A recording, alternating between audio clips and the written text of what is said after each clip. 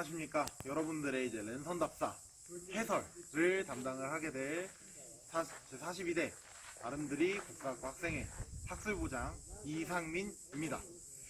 이제 원래는 여러분들께서 직접 이제 답사지에 참여를 하시고, 그래서 그 따끈따끈한 답사지를 이제 딱 받으면서 굉장히 설레는 마음으로 이제 하고 여러분들, 그리고 뭐 선배님들, 후배님들 다 같이 모여서 답사를 온 다음에 여기서 딱 답사지를 들고 내가 쓴 부분을 여러분들에게 설명을 해주는 것이 원래는 답사의 관례입니다. 하지만 이제 코로나19의 확산으로 인해서 그게 이제 현실적으로 가능하지가 않기 때문에 이제 제가 여러분들과 함께 답사 장소를 다니면서 여러분들에게 최대한 현장감도 살리고, 그리고 현장의 지식 또한 여러분들에게 최대한으로 전달드릴 수 있는 방법으로 이 해설을 선택을 하게 되었습니다. 그래서 지금부터 이제 1일차 첫 번째 답사 코스 부산서원부터 이제 3일차 학교까지 여러분들에게 그 장소에 대한 설명을 드릴까 합니다.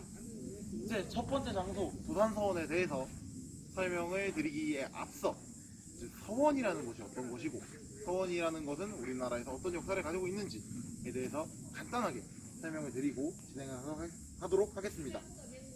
이제 서원이란 이제 조선 중기 이후에 선현에 대한, 그러니까 좀 유명한 학자라든지 어떤 사람에 대한 제사를 지내는 곳입니다. 그리고 더불어서 학문 연구를 위해서 이제 어떤 세력이 세운 교육기관인데, 그 세력 혹시 어떤 세력인지 짐작이 가시나요?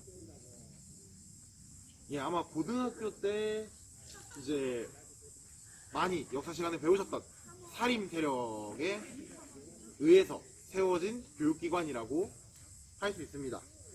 이제 우리나라의 최초의 사획서원의 경우는 주세봉이 유학자인 이제 안양을 이제 여기다가 서원에다가 모시고, 그리고 이제 제사를 지내면서 교육활동을 진행을 했었던 백운동 서원이 시초라고 할 수 있어요. 그래서 이제 이러한 서원은 사림의 이제 향촌 사회에서 이제 자신의 세력에 기반이 되면서 이제 훈구를 사화의 이후에도 훈구를 끊임없이 몰아내고, 이제 사림이 어느 정도 그 조선의 정치에 기여할 수 있는 세력으로서 굉장하게 되는 배경 중에 하나가 됩니다. 하지만 이런 서원 같은 경우는 먼저 세금을 낼 필요도 없고, 토지나 뭐 노비들을 지원받으면서 굉장히 많은 폐단이 발생을 하게 돼요.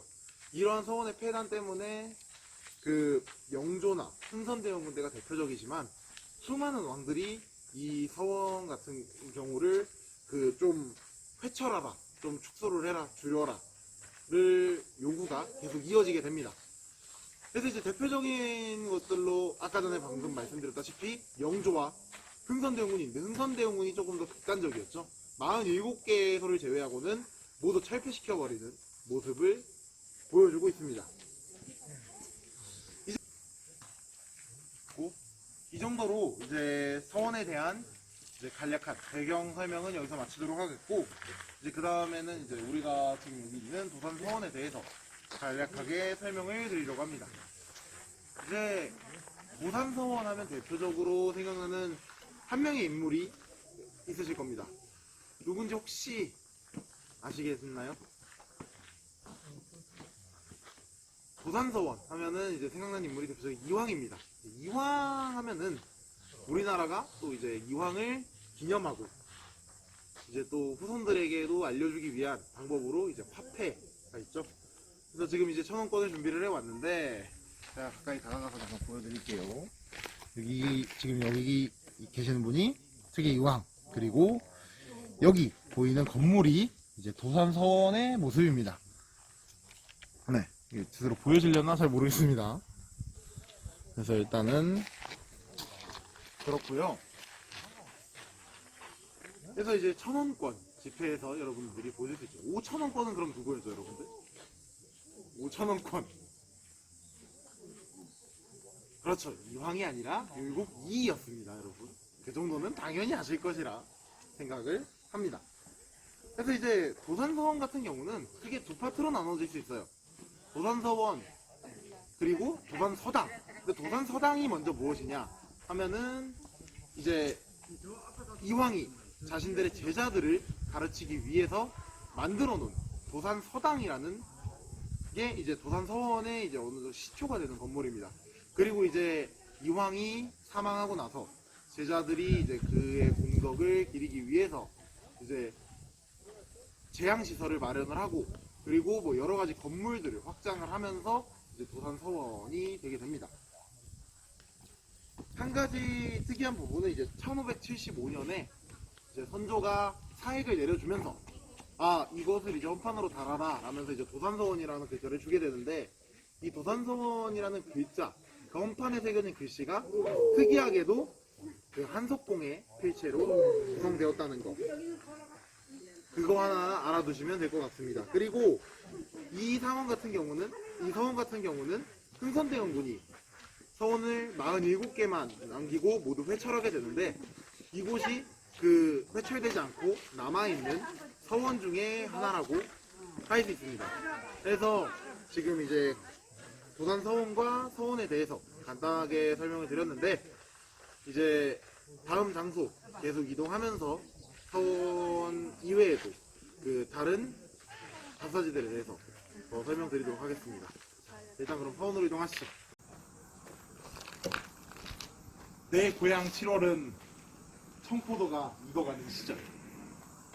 이 마을 전설이 주저리 열리고 먼데 하늘이 꿈꾸며 알랄이 들어와 박혀. 하늘 밑 푸른 바다가 가슴을 열고 흰 돛담배가 곱게 밀려서 오면 내가 바라는 손님은 고달픈 몸으로 청포를 입고 찾아온다고 했으니, 내 그를 맞아 이 포도를 따먹으면 두 손은 한뿍 적셔도 좋으련. 아이야, 우리 식탁엔 은쟁반에 하얀 모시수건을 마련해 두렴. 이 장소와 가장 연관되어 있는 인물이 저술한 시 청포도입니다. 청포도 하면은 생각나는 이제 대표적인 시인, 우리가 이육사를 꼽을 수 있습니다. 이제 청포도 이외에도 광야라든지 이제 그런 것들은 우리가 고등학교 때 이제 수능을 준비하면서 아니면 중학교 때부터 한 번씩은 들어보셨을 작품이라고 생각을 합니다. 그래서 지금 그 이육사를 기념하기 위해서 지금 이육사 문학기념관에 제가 이렇게 나와 있습니다. 이육사 문학기념관보다는 이육사에 대한 설명으로 이번엔 설명을 이어나갈까 합니다. 이육사는 이제 대표적인 저항 시인이라고 할 수 있어요. 본명은 이월록이고 1925년에 의열단에 가입을 하게 됩니다. 그러다가 이제 일본과 북경을 계속 왔다 갔다 하다가 장진홍의 조선은행 대구지점 폭파 사건에 연루가 돼서 3년형을 살게 돼요. 이제 그때 이육사는 이름을 이육사로 바꾸게 되는데, 이 당시에 이육사의 그 수용 번호, 죄수 번호가 264번이기 때문에 이육사라고 자신의 이름을 변경을 하게 됩니다. 이제 개명한 이름뿐만이 아니라 그의 시, 그 이육사는 이제 시 발표와 더불어서 그 독립운동에 헌신한 시인이었음을 그가 바꾼 이름을 통해서도 우리는 알 수 있는 것이죠. 이육사는 실제로 자신의 삶 동안 독립운동과 관련해서 총 17번 투옥 생활을 하게 됩니다. 결국은 이제 1943년 6월에 그런 수많은 투옥 과정 중에 하나로 이제 북경의 감옥에서 옥사를 하게 됩니다. 이육사의 이러한 시 활동은 식민지 하에 민족적 비분을 이제 소재로 삼아서 강렬한 저항 의지와 더불어서 꺼지지 않는 민족 의지를 장엄하게 표현했다는 평가를 받고 있습니다. 1일차 세 번째 답사지로 도산서원, 그리고 저희가 264 문화기념관을 갔다가 그리고 지금 안동교회에 저희가 도착을 했습니다. 이제 이 안동교회가 어떤 곳이냐 하면은 이제 경주의 3.1운동처럼 안동에도 3.1운동이 발생을 했는데 이 경주의 3.1운동과 안동의 3.1운동이 상당히 유사한 측면을 많이 보여줍니다. 일단 안동교회 같은 경우는 일단은 아까도 말했듯이 안동 3.1운동에 있어서 굉장한 중심지와 그리고 참여를 한 주축이기도 해요. 그래서 28 독립선언에 참여를 했던 강대국이라는 인물이 이제 안동군청 서기와 그리고 안동교회 목사님 그리고 장로님과 함께 이제 독립운동을 할 것을 모의를 하게 됩니다. 그래서 이제 여기에 필요한 태극기 그리고 독립선언서 같은 경우는 계명대학교 여학생, 계명학교 여학생 30여 명과 독립선언서를 인쇄하고 태극기를 제작하는 활동을 합니다. 그래서 이제 3월 18일 안동 장날에 만세운동을 전개를 하게 돼요. 이게 안동의 이제 3.1운동의 역사입니다. 이런 안동의 3.1운동은 굉장히 경주하고 많이 닮은 모습을 보이고 있어요. 이제 3일차 때 제가 다시 한 번 더 설명드리겠지만 경주 역시도 경주 노동리교회를 중심으로 이제 3.1운동이 전개가 됩니다. 그것처럼 이제 교회가 중심이 돼서 그 3.1운동을 준비를 하고 실제로 시행을 했다는 것, 그리고 또 아까 전에 말씀드렸듯이 강대극이라는 28 독립선언에 참여한 인물이 안동의 3.1운동에 영향을 주었고 경주도 마찬가지로 이제 대구의 경우에서 사례를 보고 그 3.1운동을 이제 우리 경주도 계획을 하게 됩니다. 따라서 이게 외부에서 어느 정도 영향력이 들어와서 교회를 중심으로 준비를 하게 됐고 그리고 시장에서 본격적으로 독립운동이 벌어졌다는 것, 이 공통점이 상당히 유사해서 이거는 한번 이제 답사가 끝나고 한 번 더 추가로 연구를 한다든지 아니면 추가적으로 이제 좀 더 조사가 필요한 부분이라고 생각을 합니다. 그래서 안동교회 설명은 일단 여기서 마치고 그 다음 답사 장소로 이동해서 다른 내용 더 설명해 드리도록 하겠습니다. 자, 이제 1일차 네 번째 코스인 우리 이제 봉정사 일주문 앞에 지금 나와 있습니다. 본격적인 답사에 앞서서 지금 이제 봉정사에 대해서 간단하게 설명해 드리고 이제 답사를 진행을 할까 합니다. 봉정사는 이제 문무왕 12년인 672년에 의상의 제자인 능인이 창건했다고 전해지고 있습니다. 이제 봉정사에 대한 자료는 이제 아쉽게도 한국전쟁으로 인해서 대부분의 자료가 손실이 되었고 창건 이후 이제 사찰에 대한 역사는 전해지지 않고 있어요. 근데 이제 한 가지 이제 특이한 점은 봉정사의 건물인 이제 극락전을 해체하고 복원하는 공사 과정에서 이제 고려 공민왕 12년인 1363년 이제 극락전 중수에 관한 이제 기록이 발견이 되었습니다.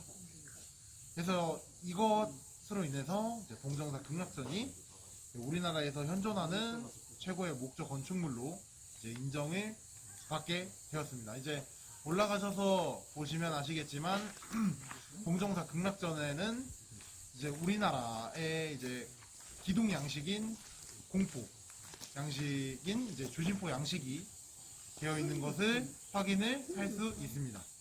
자, 그럼 이제 봉정사에 본격적으로 진입을 해서 답사 진행해 보도록 하겠습니다. 가시죠. 자, 저희가 이제 1일차 마지막 일정으로 지금 경주 월정교에 도착을 했습니다. 원래 이제 월정교 같은 경우는 2일차 일정으로 계획이 되었습니다.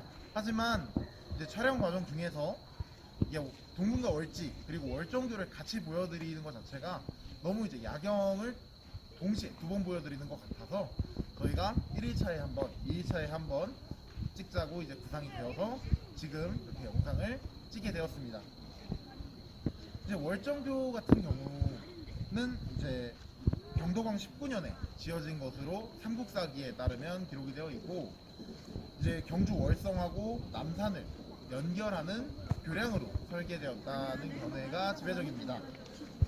그래서 이제 월정교 같은 경우는 조선시대 때 유실이 되었던 다리를 18년도에 복원을 하게 되는데 1984년부터 86년까지 이곳에서 이제 발굴 조사를 하고 그리고 자료를 수집한 것을 토대로 이제 2008년부터 2018년까지 총 이제 10년에 걸친 복원 작업 끝에 완성된 이제 다리가 지금 이 모습을 하고 있습니다.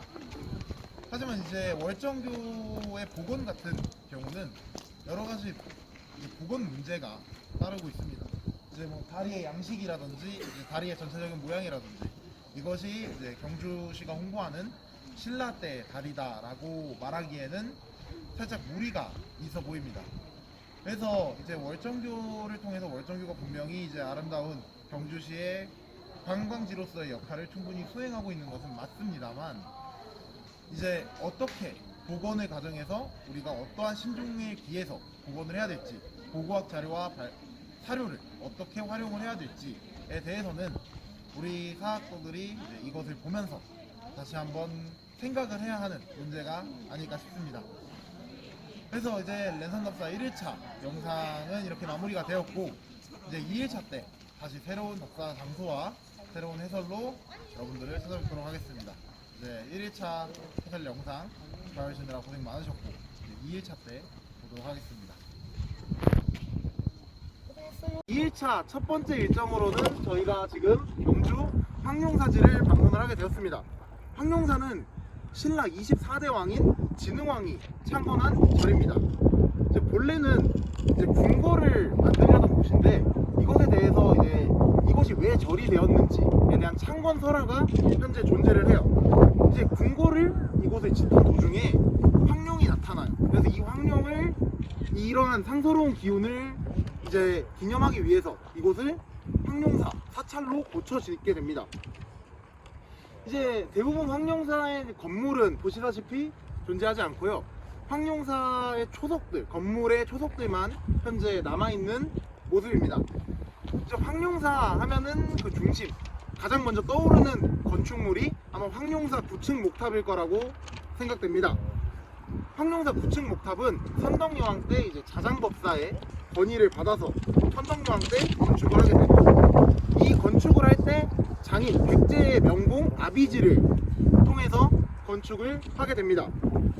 이제 9층에는 그 신라를 위협하는 혹은 이제 주변국들의 이름을 이제 각각의 층마다 적어 놓았는데요. 1층부터 차례로 외, 그리고 중원, 우월, 탐라, 백제, 말갈, 거란, 고구려로 보이는 이제 예맥이라는 글자가 적혀 있는 모습을 확인하실 수 있습니다. 이제 황룡사 탑이 흔히 이제 어느 나라의 침입으로 불탔는지는 아실 겁니다. 혹시 어느 나라인지 아시나요? 예, 맞습니다. 이제 몽골의 침입으로 불타게 됩니다. 이제 후에 원나라로 바뀌게 되죠. 사실 이제 황룡사는 원나라의 침입으로 불타기 이전에도 굉장히 많은 이제 벼락을 맞고 그다음에 중수를 통해서 이제 황룡사 탑은 몇 번을 통해서 다시 건축이 되게 됩니다. 32대 이제 선덕여왕 이후에 32대 효소왕 시절에 번개를 맞고 그 다음에 또 868년에 또 벼락을 맞습니다. 그리고 이제 고려시대만 하더라도 원의 침입으로 이제 불타기 전까지 총 3번 정도의 그 벼락이 황룡사 9층 목탑에 떨어져서 황룡사 9층 목탑이 이제 불타는 사건들이 많이 발생을 합니다. 왜 이제 황룡사 9층 목탑이 계속 번개를 맞게 되는 사건이 일어나느냐 하면은 이제 경주 당시에 경주에서 어찌 보면 가장 높은 건축물이 황룡사 9층 목탑이었어요. 그리고 당시에는 이제 피뢰침이라는 것이 없던 시절이기 때문에 그 번개가 가장 높은 건물인 황룡사 9층 목탑을 이제 때리면서 계속해서 이런 번개로 인한 그 화재가 발생했던 것으로 보입니다. 이제 한 가지 흥미로운 점은 이제 목탑의 중앙에는 심초석이라는 것이 있었는데 이 심초석에 있었던 사리함이 도굴이 되는 사건이 발생을 해요.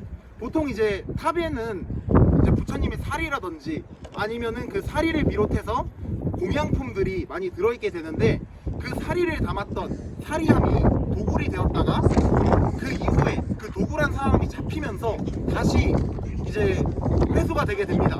그 사리 외함은 이제 총 이제 크게 육면체로 이루어져 있었는데 이제 내면에는 황룡사 모탑 그리고 황룡사의 건립 과정 이런 것들이 적혀 있었고 내 귀퉁이에는 이제 사천왕상이 조각되어 있는 것을 볼 수 있어요. 그래서 이것이 현재는 국립중앙박물관에 보관이 되어 있습니다. 그러면 이제 다음에는 분황사에서 다음 영상으로 찾아뵙겠습니다.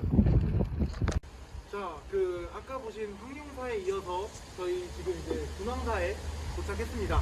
이제 분황사도 이제 황룡사 구층목탑 아까 설명드렸던 것처럼 황룡사 구층목탑과 같은 왕인 선덕여왕 때 창건된 절입니다. 이제 분황사가 좀 특이한 점은 크게 이제 세 가지가 있는데 첫째는 이제 황룡사 구층목탑을 세우자고 건의를 했었던 자장법사가 이제 여기에서 생활을 했었고요. 그리고 이제 원효대사가 이곳에서 거주를 하면서 그 화엄경소 그리고 금광경 명소 등 이제 수많은 그 저술 활동을 했던 절입니다. 이제 마지막으로 이제 제 뒤에 보이시는 것처럼 분황사 모전석탑이 아무래도 이 절에서 가장 특이한 요소 중 하나라고 할 수 있습니다. 이제 분황사 이제 이 석탑 아까 전에 말씀드린 것처럼 모전석탑은 돌을 이제 벽돌처럼 깎아서 쌓은 이제 전탑, 그러니까 돌을 벽돌처럼 깎아서 쌓았는데 이 탑이 마치 이제 전탑, 즉 벽돌로 만든 탑을 모방해서 만든 석탑이다라고 해서 모전석탑입니다.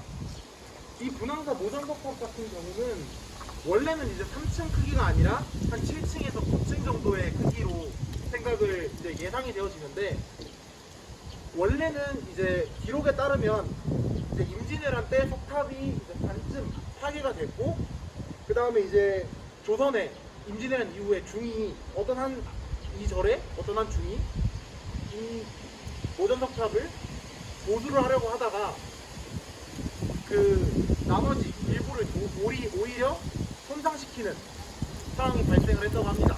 그리고 이제 1915년에 다시 이제 보수를 해서 이런 모양이 현재와 같은 모양이 유지되고 있습니다. 일단 그럼 분황사 설명은 이제 여기서 마치고 다음 설명 불국사에서 다시 뵙겠습니다. 자, 이제 분황사에 이어서 어찌 보면 이제 경주 하면 생각나는 몇 가지 요소 중 하나인 불국사에 지금 도착을 했습니다. 불국사에 대해서 간단히 몇 가지만 설명드리겠습니다. 불국사 같은 경우는 이제 경덕왕 10년인 751년에 창건된 이제 김대성의 발원으로 창건된 절입니다. 이제 기록 등을 통해서 이제 김대성이 이 절을 중창하기 전에 소규모로 불국사 자체가 존재했었다라는 것은 어느 정도 이제 입증이 되고 있는 사실입니다. 이제 삼국유사에 따르면 이제 김대성이 지금 이 불국사를 현생의 부모 그리고 이제 조금 있다가 가볼 석굴암 같은 경우는 전생의 부모를 위해 지었다라는 기록이 있는데 불국사 자체가 이제 751년에 준공이 되고 나서 김대성이 죽고 나서도 이제 계속 공사가 진행돼서 완성되었기 때문에 그리고 이후에 석굴암 가서 말씀드릴 또 여러 요소를 종합을 해보면 이게 이 불국사 자체가 김대성의 자체로 만들어졌던 김대성 개인의 바람을 위한 사찰이 아니라 국가적 원찰이었다라는 견해가 현재는 이제 지배적인 상황입니다. 그래서 이제 불국사 같은 경우는 이제 임진왜란 전에 몇 차례 이제 중수가 이루어졌는데 임진왜란 때 이제 대부분이 불에 타게 됩니다. 이후에 뭐 광해군 때 이후를 이어서 복원 작업이 계속 진행이 되지만 현재는 이제 복구가 그 전까지는 이제 복구가 잘 되지 않았습니다. 그래서 이제 한동안 이제 폐찰처럼 폐락되어 가다가 박정희 대통령 때 이어서 이제 지금의 모습처럼 현재 복원이 되었습니다. 불국사는 이제 크게 석단으로 양분이 되어 있는데요. 이제 청원교와 대공교 이쪽 부분으로 이제 그 위쪽은 이제 불국토를 의미를 합니다. 이제 부처의 국가인 이제 불국을 의미하고 그 아래쪽은 세계라고 보시면 됩니다. 이제 불국사에서 또 이제 크게 빠질 수 없는 요소가 석가탑과 다부탑인데, 이제 법화경에 있는 경전의 내용에 따라서 이제 석가열애와 다보열애 이렇게 이름을 붙였고, 그리고 뭐 석가탑은 불국사 3층 석탑이라고 또 불립니다. 그래서 이 석가탑에서 발견되었던 사리장엄구 중에 우리가 굉장히 익숙한 한 가지 유물이 있습니다.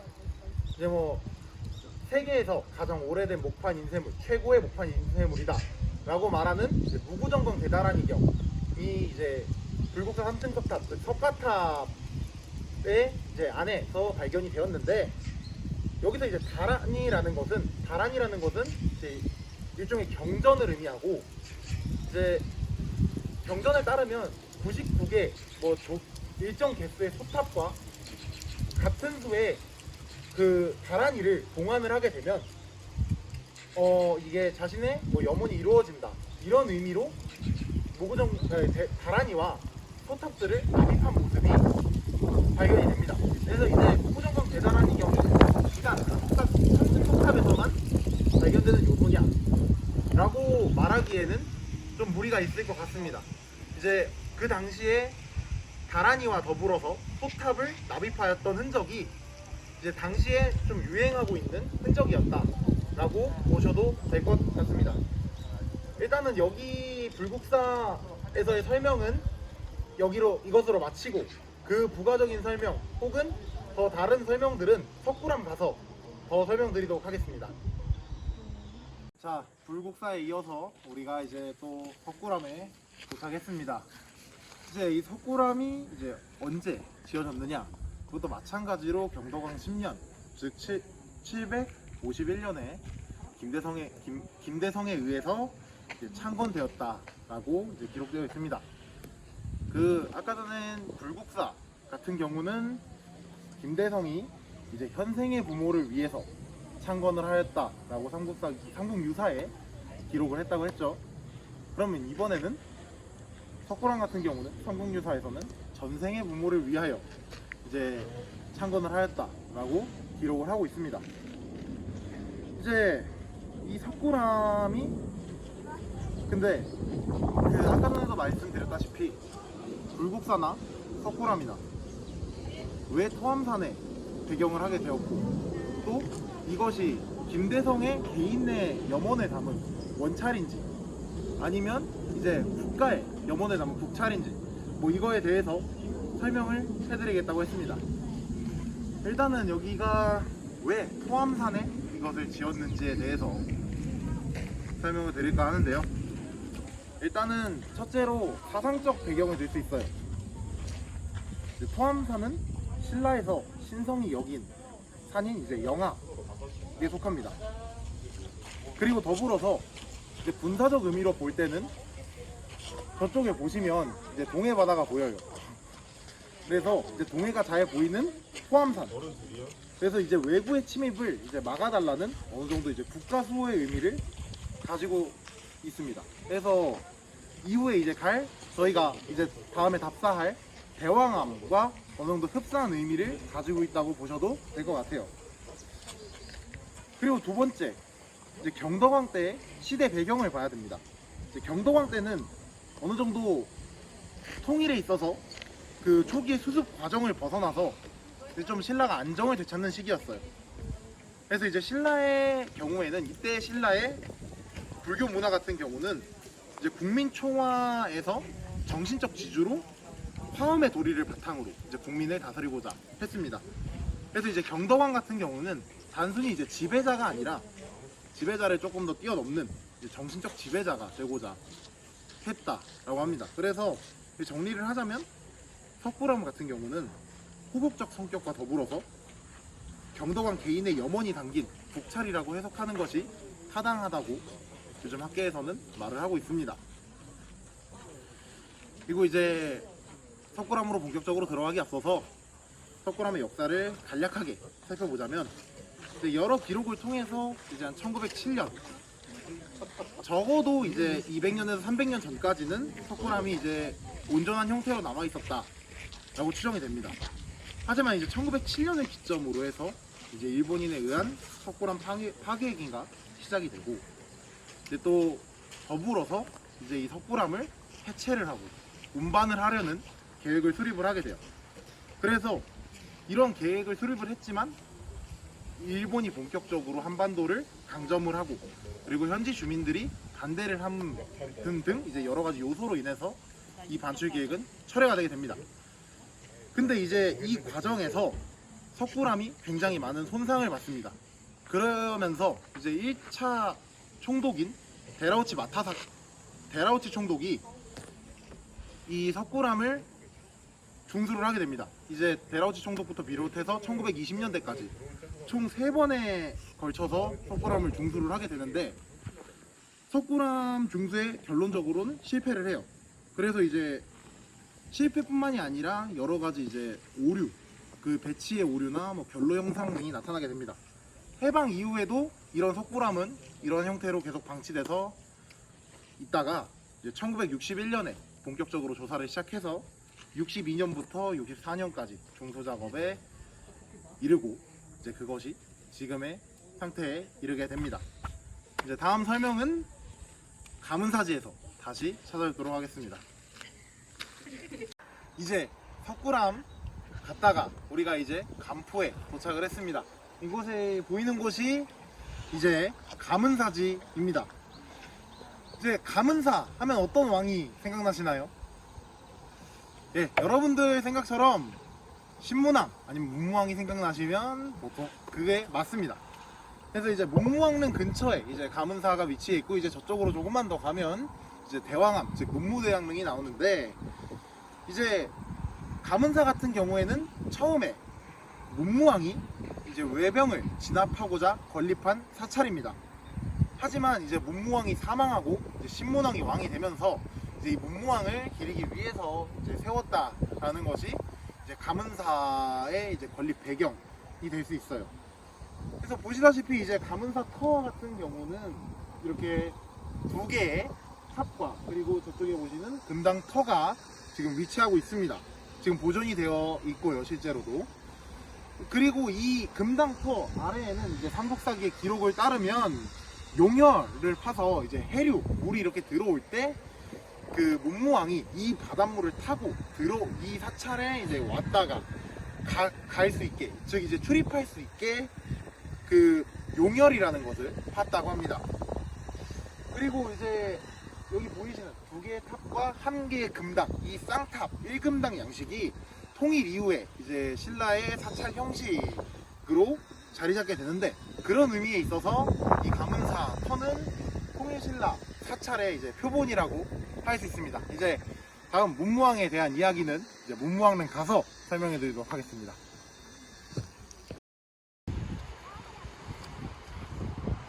여러분, 이제 아까 가문사지에 이어서 이제 여기 문무왕릉에 저희가 도착을 했습니다. 이제 뭐 문무왕릉이 누구의 릉이냐 라고 하면 당연히 이제 문무왕릉이겠죠. 그래서 이제 문무왕릉에 대해서 이제 설명을 하기에 앞서서 문무왕이 어떤 왕이었는지에 대해서 먼저 설명을 하는 게 맞다고 봐요. 그래서 문무왕이 누구냐, 어떤 업적을 한 왕이냐 라고 하신다면, 이제 우리가 모두 알듯이 삼국을 통일한 왕이라고 볼 수 있습니다. 그래서 이제 문무왕릉이 저쪽에 있는데, 이 문무왕릉 조성 시기와 관련한 삼국사기의 기록이 있어요. 근데 정말 기록이 길고 내용도 많은데, 이걸 요약을 하자면, 내가 삼국을 통일해서 백성들이 편안하다, 정말 기분이 좋다. 근데 저쪽 동해 바다에서 계속 이제 신라를 노략질해 오는 왜구들이 정말 마음에 걸린다. 내가 죽은 뒤에 용이 되어서 이 평화를 내가 깨어지지 않도록 지키겠다 라는 말을 이제 한 내용이 이제 삼국사기에 담겨 있습니다. 이제 대왕암 하면은 여러분들이 가장 생각하시는 한 가지 루머가 있어요. 이 문무왕 돌 안에 유골장치가 있다. 이게 어찌 보면 이게 수중묘다 라고 하는 루머도 있습니다. 하지만 이제 이것은 발굴조사로 확인된 것이 아니에요. 그리고 이제 왜 수중릉이라고 불리느냐 바위 안쪽에 이제 누가 인위적으로 파낸 흔적이 있어요. 근데 그걸 가지고 이것을 수중능이다, 여기 안에 유골 장치가 있다 라고 결정짓는 겁니다. 그래서 왜 이것이 그러면 수중능으로 알려졌는가 라는 의문이 들 수밖에 없어요. 그래서 그 이유는 이제 원래는 이제 화장한 문무왕의 시신을 이제 저곳에다가 뿌린 이제 산골처로 이제 알려져 있었어요, 여기. 근데 이제 박정희 정권이 그 사실을 왜곡해서 자신들의 정권 안보에 기여하고자 했던 것으로 현재는 인식되고 있습니다. 자, 그러면 이제 간포 일정은 모두 마무리가 되었고요. 이제 마지막으로 문무왕릉 보여드리면서 저희는 이제 다음 동궁과 월지에서 다시 찾아뵙도록 하겠습니다. 네, 여러분, 이제 간포에서 저희는 이제 동궁과 월지로 이동을 했습니다. 이제 저의 뒤에 보이는 것이 이제 현재 동궁과 월지의 이제 저녁 모습입니다. 그래서 동궁과 월지에 대해서 간략하게 설명을 해드리려고 해요. 동궁과 월지는 통일신라의 별궁이 자리했던 곳입니다. 삼국사기 기록에 따르면 이제 674년에 동궁과 월지가 건립이 된 이후에 굉장히 여러 번 이것저것 행사를 하는 것들이 많이 나와요. 679년에 뭐 궁궐을 고치는 것도 있고, 그리고 뭐 신라의 여러 왕들 때 뭐 애장왕, 문성왕, 경문왕 뭐 이런 수많은 왕들 때에는 군신이 연회, 회의, 그리고 귀빈을 접대했던 건물인 임해전을 중수하는 모습. 그리고 931년에 신라 경순왕이 고려 태조인 왕건을 이제 초청을 해가지고 아, 내가 이렇게 힘들다, 뭐 나 좀 도와달라, 이런 식으로 이제 위급한 정세를 호소했던 장소 역시도 이제 동궁과 월지에서 삼국사기의 기록으로 확인이 되고 있는 모습을 보여줍니다. 그래서 이런 것들을 종합을 해보면 동궁과 월지가 이제 별궁의 역할을 분명히 했지만 신라의 대부분 전국에서 분명히 중요한 역할을 했던 것은 사실로 보여요.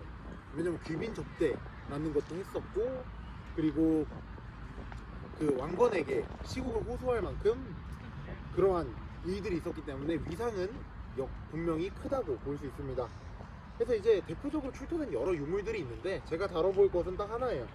의봉 4년명 기화라는 것이 있는데 이것을 통해서 이제 문무왕 때인 이제 679년에 그 임해전이 건립되었음을 알 수 있는 유물이라고 할 수 있습니다. 그러면 제 간략한 설명은 이것으로 마치도록 하고 오늘의 마지막 코스인 월정교에서 다시 뵙도록 하겠습니다. 자, 이제 랜선갑사 11차 저희 첫 번째 일정으로 지금 석장동 암각화에 도착을 했습니다. 이제 암각화라는 것은 말 그대로 바위에 이제 새겨서 그림을 그린다는 것인데요. 근데 이 석장동 암각화 같은 경우는 이제 여러 가지 그림들이 이제 그려져 있는 것이 확인이 됩니다. 뭐 방패 장식 같은 것을 비롯해서 이제 뭐 사람 얼굴이라든지 뭐 돌칼, 뭐 화살촉 이런 것들이 지금 암각화 전체에 이제 새겨져 있는 모습이 보여져요. 한 가지 이제 특이한 점은 여기가 이제 1994년에 그 우리 학교, 즉 동국대학교 경주캠퍼스 그 고고미술사학과 분들에 의해서 지금 여기가 발견이 되었다는 것입니다. 이제 석장동 암각화가 학교에서 얼마 떨어져 있지 않은데요. 이제 저쪽에 보이면 우리 학교가 이제 보입니다. 그래서 굉장히 가까운 거리에 현재 위치를 해 있고, 그리고 또 이제 어찌 보면 암각화라는 거는 이제 방구대 암각화가 대표적인데 이제 그 암각화를 여러분들이 실제로 보실 수 있다는 점에서 이 암각화를 이제 학교에 방문을 하시거나 아니면 대면 활동이 시작되면 한 번 정도 오시는 것을 추천드립니다. 이제 다음 장소인 금장대로 이동을 하겠습니다. 석장동 암각화에 이어서 지금 금장대에 도착을 했습니다. 이제 금장대면은 이제 여러분들이 대면 강의를 하게 되면은 이제 한 번 정도는 오게 되는 그런 장소입니다. 이제 금장대 같은 경우는 이제 지금 이 건물은 현재 이제 복원이 된 건물입니다. 경주시에서 이제 2010년부터 발굴 조사를 시작을 해서 이제 2011년 그 여기 복원을 시작을 하고 그 다음에 이제 12년에 준공이 된 건물이 지금까지 남아 있습니다.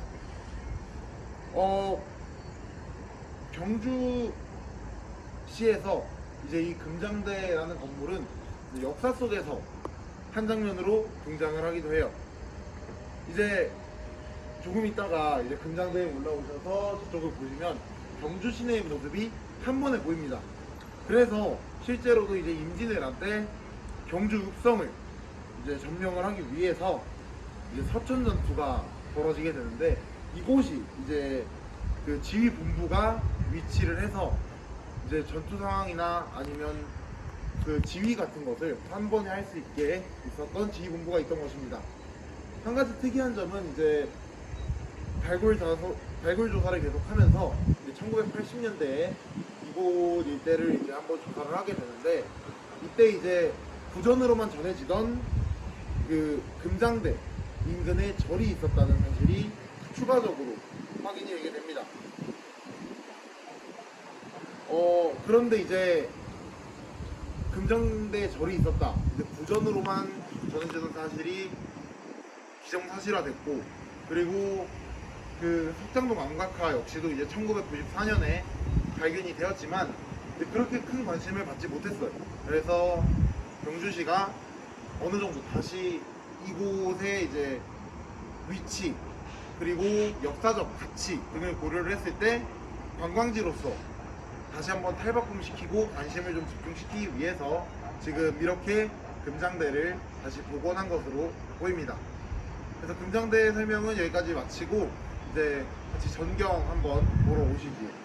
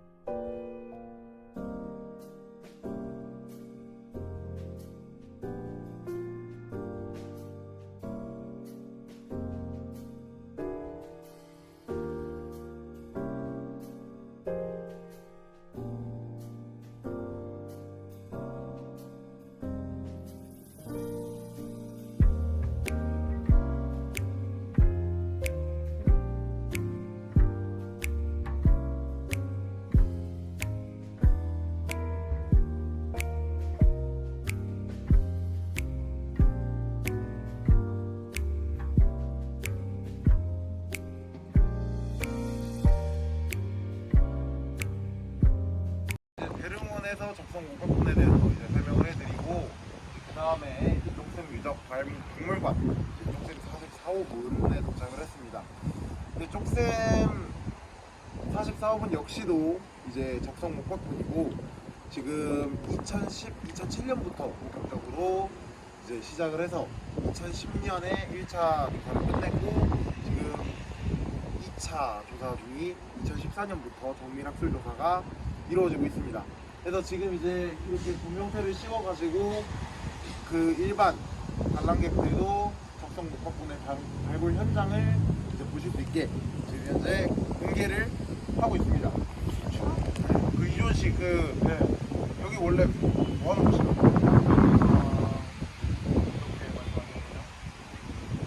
어떤 정도 생활적인 측면? 네, 생활적인 측면.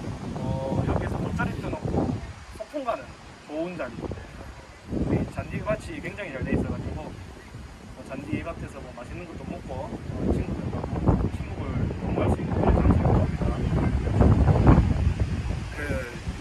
네, 경주 시민들한테는 이러한 자리로도 쓰이고 있다고 합니다.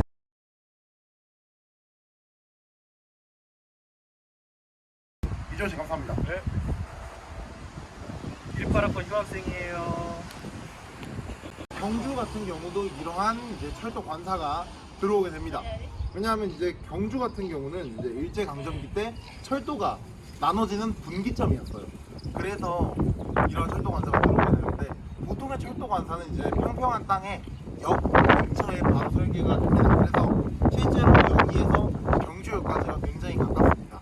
바로 뒤에도 실제로 철도가 놓여서 지금 열차가 지금도 지나다니고 있고요. 대신에 이제 안동 같은 경우는 조금 살짝 다른데, 역에서 떨어져서 건립된 모습을 보여요. 근데 이게 그러한 이유는 안동 자체가 이제 지방의 철도국을 소재지예요. 그래서 철도 종사자가 너무 많아서 역 근처에는 그런 평평한 땅을 찾을 수 없었기 때문이다 라는 견해가 지금 지배적입니다. 이제 철도 관사 같은 경우는 건립 자재를 통해서도 연도를 파악을 해볼 수 있어요. 그래서 이제 관사 마을에 위치한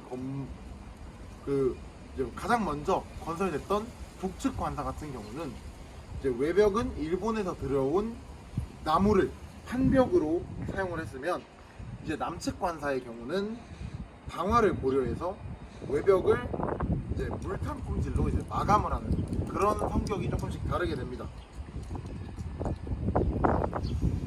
네, 그래서 이제 관사도 등급마다 그 사용된 재질이나 그리고 크기 것도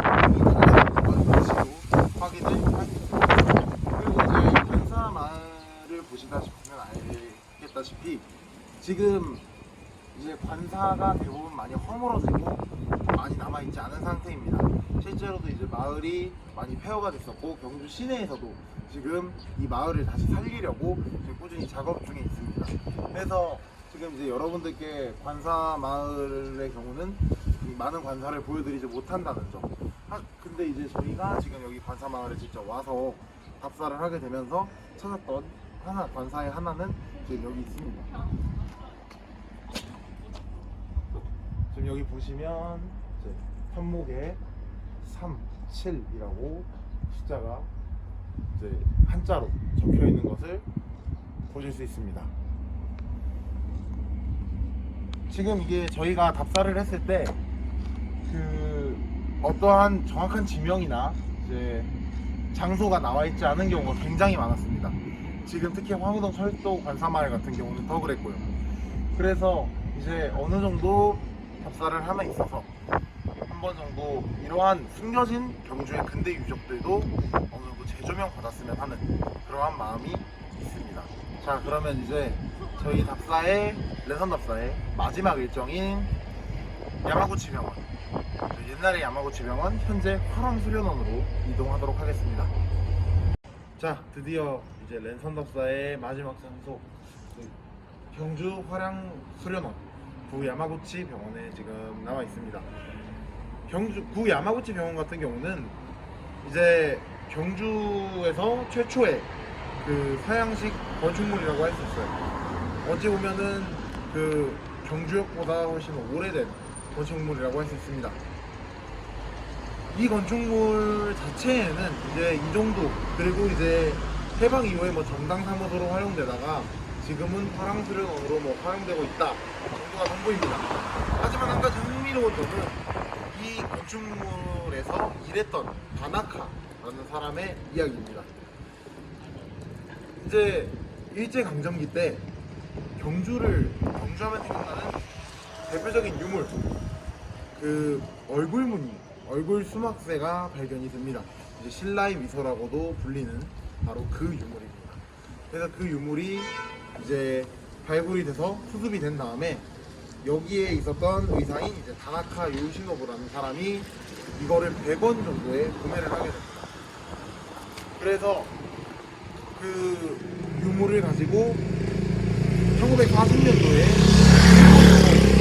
유물을 구출을 하게 되고 어쨌든 그 사람이 구매를 했기 때문에 그래서 유물이 구출이 되고 나서 한 20년 동안이 묻혀지다가 그 당시에 이제 1964년 국립경주박물관장이 다나카에게 의뢰를 하게 됩니다. 유물을 반환해달라고.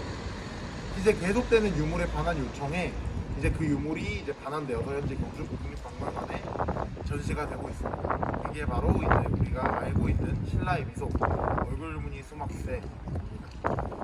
그래서 이제 이로써 이제 랜선답사의 모든 일정이 종료가 되었습니다.